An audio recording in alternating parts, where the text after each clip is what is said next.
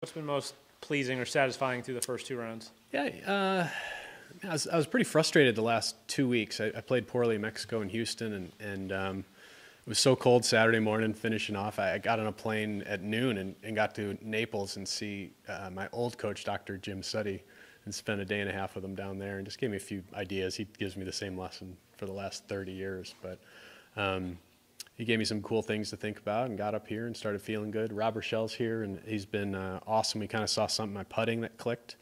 And I was kind of aiming the putter a little left, so just my eyes just kind of aligning them. Something kind of clicked with that, and I've just been putting awesome. What's a frustrated Kevin Streelman look like? You know, I get over it quicker than I used to, Okay.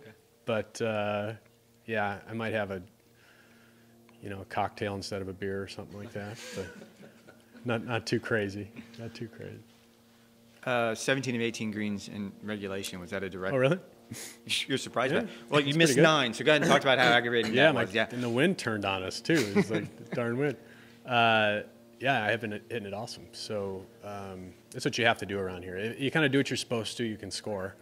There's obviously some crazy penal areas that you got to stay away from. But today I was able to drive it great and control my irons and putt it nice. So. You talked about the struggles you've had the last 2 weeks. When I tell you 17 for 18, that's legitimate surprise in your Yeah, voice. that's strong. It's strong ball striking around here for sure. So also, I mean, Mexico's one of my favorite weeks. Houston's, let's face it, that's a bomber's golf course, and for me, that's tough to compete hitting 4 and 5 irons all day on those par fours. But things happen for a reason, and I was happy to make this cut before the season ends, and we got a fun family vacation next week. So I feel free to just go attack, and got the year ahead of us, and nothing to lose. Joel joked about you giving advice, but you guys both Yeah. work with Rob. Yeah. What have you seen in his game maybe this fall? And Yeah. he talked about playing with fear, his exemptions up. Have you seen that Yeah, spur him he at needs all? to let that junk go. It's you got week by week here, and you just got to attack. That's what I tell these kids. It's like I look back at my career, and I've been blessed to learn from some big failures, and some great things happen because of those failures. But if you're not learning, you can be out of here pretty quick. And so I've always enjoyed that part of it. Like I enjoy those valleys because on the other side of it, it's going to be okay, and you're going to be stronger because of it. But you like when you have a chance to do something great out here, you got to go for it. Like it's tough at times because we play for a lot of money and there's a lot of FedEx points, and you're like maybe a second place, a third place isn't that bad. But I tell the kids, like me, 420 events into my career, you don't remember like the third places, the fifth place. Like you remember the wins or you remember the losses, and when you were in the hunt. And like that's what we live for. Like that's what we live for as athletes. And so I just encourage them, like when you got a chance, you frickin' go for it. Mm-hmm. And you see what happens and be okay with it at the end. Joel just said something about playing with fear, Mm-hmm. obviously. Have you ever played with fear? Golf is a game where there's a lot of fear out there. Clearly, if your golf swing doesn't feel good, your putting stroke doesn't feel good, it's the same emotion scientifically. Fear as is excitement, as is adrenaline. It's kind of the same thing. So it's kind of how you channel it. I've always been one to like really try and pick out what I'm doing behind a shot, but as soon as you walk in and like put the club down, you got to like trust all that data you put in. Like I feel like it's like a computer. You're dialing everything in. You walk in, but as soon as you walk in, you're hitting enter, and you got to just let it go and let it fly. And that was a great moment when I won Tampa in 13. I had a 2-shot lead, and I look at my caddy, AJ at the time, and I was like, I could hit 5-wood and keep short of the bunkers. Bogey wins this tournament.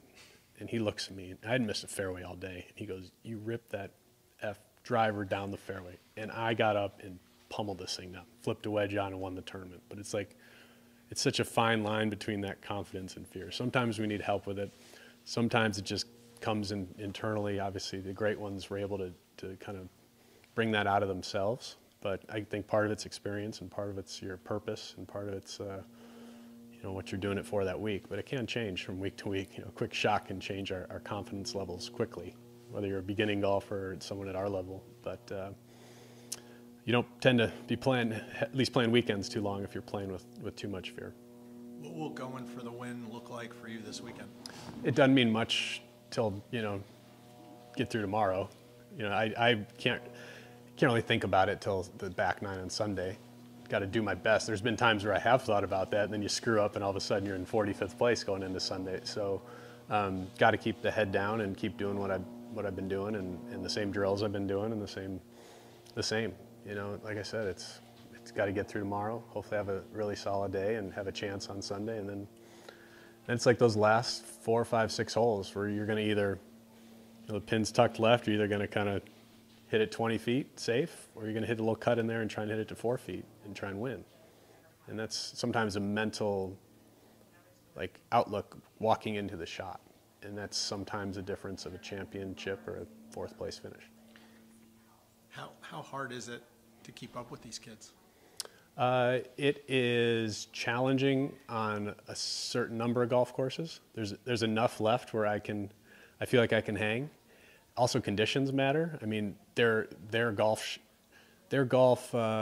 swings and equipment now is very high launch, low spin, like carrying it 315, 320, as you guys have seen.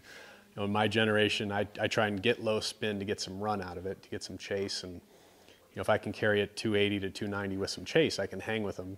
If it's a softer golf course and you're not getting run, it is difficult. Because then the hard part is you start to incorporate changes to hit it farther, which then brings in like injury proneness, and then it also brings in deficiencies in your golf swing, which for me, like I start to fire my legs super hard, upper body tilts back, now I got to throw the face, and you kind of lose the bottom of the club. But I'm just doing it to try and hit it farther to hang out with these guys. So honestly, I'm having fun with it. Like I had a great talk with my wife, Courtney. We had a date night a few weeks ago, and I told her, I was like, if you're ready for me to be home, like, let me know. I'm ready. She has tough times. All of our wives have tough times with our kids, and it's like 8 and 6-year-old.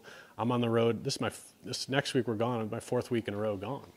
So I'm missing Sophie has a 101 Dalmatians musical today and tomorrow. I'm missing, which is killing me.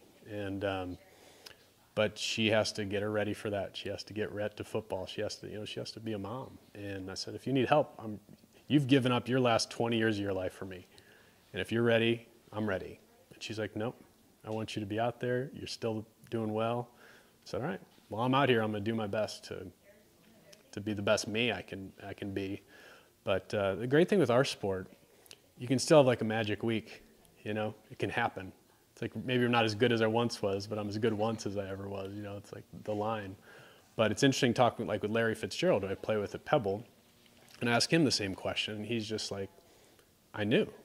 He knew. It's like a very fine line.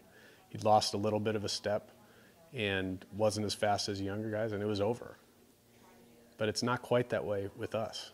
Almost some of us want it to be that way, I think, but it's just not, because one magical putting week and, you know, ball striking week can change everything. Then you go back to chasing it again after that. So it's just the crazy, dumb sport golf is at times.